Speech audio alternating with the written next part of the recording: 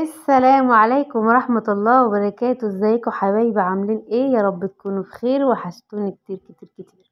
بعمل ايه زي ما انتوا شايفين؟ اوريكم حمص الشام، وطبعا البصل بتاعي وانا بحمره. إيه طبعا انا يعني صورت يعني متأخر شوية، لان انا كان الكاميرا عندي ما كانتش شغالة، فاضطريت ان انا افصل التليفون واشغله تاني. طبعا الكلام ده كنت بعد ما بدأت. فالمهم انا ايه عملت ايه؟ مسكت حمص الشام كده، انا يعني فضلت سايباه كده نقعاه في ميه سخنه يعني حوالي 5 6 ساعات. وطبعا البصل طبعا خرطته انا على ايدي. في ناس بتحب تخرطه حلقات، انا ما خرطوش حلقات، انا خرطته كده قطع صغيره خالص كده على ايدي. نرجع تاني معلش، لان انا فتحت الباب مش عارفه كنت بقول ايه. المهم قطعت انا كده قطع صغيره على ايدي، ما بحب عشان ايه يعني ينجز معايا في الوقت. وطبعا حطيت له شويه بقى ايه نشا كده عشان يبقى مقرمش معايا كده وجميل. حطيت له شويه نشا كده، وطبعا زودت الزيت عندي وحطيت البصل فيه. تمام. الحمص الشام بقى انا ايه حطيت له بقى يعني بصله، يعني مش بصله، يعني بصله صغننه خالص كده، بشرتها عليه. وحطيت له توابل، الملح بتاعنا والفلفل والكمون. وحطيت له يعني نص حبايه طماطم. وحطيت له ايه كمان، وحطيت له سنه توم. كنت ده طبعا توم مع فلفل يعني وكده، فلفل رومي. وحطيته معاه وسبته بقى كده يستوي مع نفسه. وسبته كده يعني ايه يستوي مع نفسه يعني وكده. بس المهم طبعا، وهنا طبعا الدمعه بتاعتي زي ما انتم شايفين برضو. عملتها التخديعه بتاعتي عملتها بتوم. حطيت معلقه توم، او يعني نص معلقه توم. حطيتها وشوحتها زي ما انتم شفتوا. وطبعا ايه نزلت بالطماطم بتاعتي، وهسيبها بقى تتسبك مع نفسها. طبعا التوابل بتاعت الفلفل والكمون والملح وكده. في توابل كشري يعني لو عايزة، بس أنا ما حطيتش توابل كشري. أنا استكفيت بالتوابل بتاعتي اللي هو الملح والفلفل والكمون وورق اللوري وكده يعني، وسبتها تتسبك مع نفسها. عايزة تحطي شطة حطي، بس طبعا انت كده كده هتحطي الشطة، يعني الدقة بتاعتك هتبقى في شطة كده على جنب، فطبعا لا داعي للشطة يعني وكده. المهم انا كنت نزلت هنا بقى معايا، كنت نزلت البصل بتاعي وحطيته في مصفى يتصفى. هنا بقى حطيت حبة سكر في التخديعة بتاعتي عشان الحموضة يعني وكده. المهم نزلت البصل وخليته حطيته في مصفى وسبته يصفى يعني من الزيت اللي كان فيه وكده. والزيت ده انا طبعا كنت عايزاه، انا طبعا كنت عايزاه برضو للتخديعه اخدع بيها يعني وكده. بس يعني انا ايه كان عندي طبعا الوقت كان متاخر، وما كانش ينفع ان انا استنى لحد البصل ما يتحمر وبعد كده اعمل التخديعه بتاعتي وكده. فقلت مش مشكله احط من المي من زيت البصل ده في ميه السلق. طبعا هنا حطيت ملح في اللي هسلق في المكرونه، وحطيت زيت زي ما انتوا شفتوا كده. هي دي اللي انا واخده منها الزيت اللي نازل من البصل. وهنا بقى كنت بشوف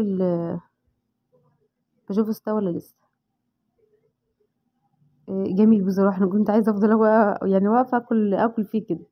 المهم زودت شويه ميه كده عشان هوريكم يعني انا الميه بتاع الحمص الشام ده هعمل منه ايه. هنا كنت خلصت طبعا. كنت بصفيه لقيته هينزل كده على الرخامه، قلت لا يبقى بلاش. فزي ما انتوا شفتوا كده زفته طبعا في الكنكه. وحطيت يعني معلقه خل، كان اخر شويه عندي اصلا، بشوفه محتاج تاني ولا لا. هنا بقى سن التوم برضو حطيتها برضو فيه. المفروض ان هي دي الدقه بتاعتي، وهسيبها يعني ايه مع نفسها شويه على النار، وبعد كده هنزلها. هزودها برضو شويه ميه وكده عشان طبعا عايزه خل كتير. هنا بقى كنت خلاص كده تمام، ووريكم البصل بتاعي والله كان يعني بيشخلل كده بيشخلل. هنا كان تمام، وكنت المفروض ان انا كده خلصت. دي التخديعه بتاعتي، دي الدقه بتاعتي يعني وكده تمام. هنا بقى كان عندي برضو حاجة كده في الحوض، فقلت اعملها اللي هي طبعا اللي هي اللبانة اللي كنت سالقة فيها حمص الشام. وصبنتها وايه وحطيتها ومليتها مية وحطيتها على النار. المية دي طبعا للرز بتاعي، الرز اللي هعمل بيه اللي هو بتاع الكشري يعني وكده. فالمهم انا إيه هنا برضو بشوف المية بتاعتي لقيتها بتغلى يعني وكده بتفور. فطبعا رحت مكسره المكرونه الاسباجيتي بتاعتي وحطيتها فيها. انا ما عملتش المكرونه سباكيتي مش الكيس كله، يعني انا اخدت منه شويه، يعني يعتبر نصه وحطيته فيه لان احنا مش كتار يعني. وحطيت طبعا، حسيت انه عايز ملح تاني، حطيت ملح يعني وكده. طبعا انتوا زي ما انتوا شايفين برضو ان التخديعه بتاعتي على النار، و... والميه طبعا برضو على النار وكده. كده تمام. هحط بقى المكرونه بتاعتي. انا كان عندي نوعين مكرونه، حطيتهم. لقيت يعني هما كانوا موجودين عندي، يعني ما اشتريتش من بره مكرونه اللي هي الصغيره دي. وطبعا هنا بقى قلت اعمل السلطه بتاعتي كده جنب الكشري. هنا بقى عملت الخضره، وخرطت الطماطم برضو معاكم يعني وكده. معلش يا جماعه كده واحنا بنعمل مع بعضنا السلطه، فضلا وليس امرا يعني. اشتراك في القناه وفعلوا زر الجرس ولايك يا جماعه عشان يوصلكم مني كل جديد. انا بشوف تفاعل قليل جدا جدا. انا يعني زي ما اكون بقول لكم ما تحطوش لايك. كل ما يعني كل ما اتكلم معاكم اقول له يعني حطوا لايك. اللايك بتاعكم بيفرق معايا. ما حدش بيعمله. يعني كل ما اقول لكم حطوا لايك ما حدش بيعمل اللايك. اللايك بتاعكم بيفرق معايا جدا يعني. هنا طبعا حطيت شويه كده من الصلصه بتاعتي على الدقه بتاع الكشري اللي انا عاملاها. طبعا الدقه بتاع الكشري انت حاطه لها الملح وحاطه لها الفلفل وحاطه لها الكمون وحاطه لها كل حاجه، هي مش عايزه حاجه غير سنه الثوم وشويه الخل. طبعا حطيت عليها شويه من التخديعه بتاعتي دي. بقى طبعا انا هعمل فيها ايه؟ هعمل فيها بقى الرز بتاعي. ده الزيت، نفس الزيت اللي كنت عامله بيه طبعا البصل اللي انا عملته وصفيت الزيت منه يعني وكده. هنا كنت بحاول اعدل الكاميرا بتاعتي، كنت بحاول اعدلها. ما رضيتش اقطعها يعني، قلت مش مشكله يعني. وهنا بقى البصل بتاعي كده. البصل طبعا مش هسيبه لما يتحمر، انا هسيب البصل بس يدبل. على فكره أنا كنت سايبه ناسيه الكاميرا مفتوحه كمان. هسيب البصل يدبل يعني وكده، وارجع بعد كده ايه، هحط طبعا العدس بتاعي. العدس بتاعي طبعا انا كنت برضو يعني حطيته في شويه ميه سخنين قبلها كده ب10 دقايق او بربع ساعه. حطيته في شويه ميه سخنين يعني وكده، وفضلت بقى كده وسبته يصفى. وحطيته في مصفى يتصفى، ورجعت بعد كده بقى حطيته مع البصل يعني وكده. بصراحه يا جماعه كان جميل يعني بجد. طبعا هفضل بقى اشوح فيه كده شويه على النار، وهنزل بالشعريه بتاعتي.